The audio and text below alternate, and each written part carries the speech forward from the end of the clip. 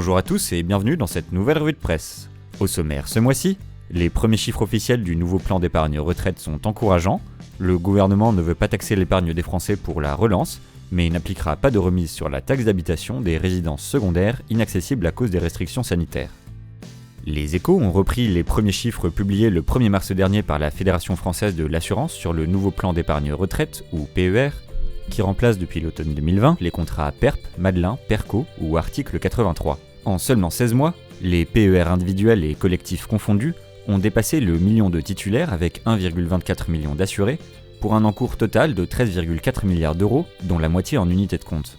Le revenu précise que plus de 100 000 assurés ont décidé de transférer leur ancien contrat d'épargne retraite supplémentaire vers un PER, qui offre de nouveaux avantages comme le déblocage des fonds avant la retraite pour l'achat de la résidence principale ou la sortie à 100% en capital.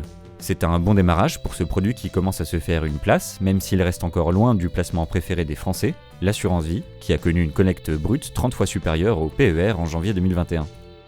Bonne nouvelle si vous faites partie des ménages qui ont participé aux plus de 100 milliards d'euros mis de côté en France l'année dernière avec la crise du Covid-19, le ministre de l'économie Bruno Le Maire affirme que ce supplément d'épargne ne sera pas taxé. Le Parisien cite le ministre qui affirme vouloir trouver un moyen d'inciter les Français à investir leur épargne dans l'économie sans taxe supplémentaire.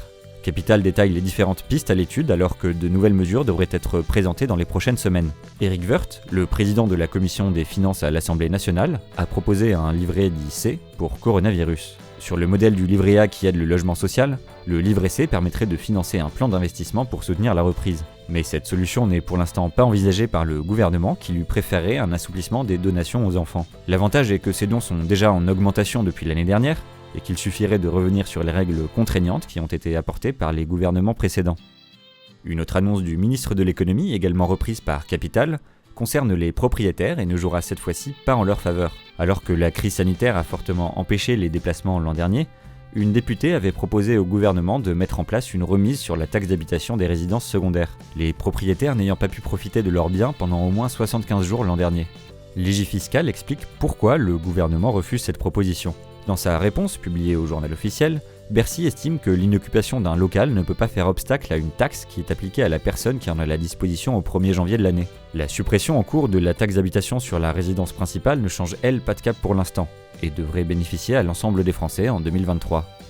C'est tout pour cette nouvelle revue de presse, on se retrouve très vite pour un nouveau point sur l'actualité des finances.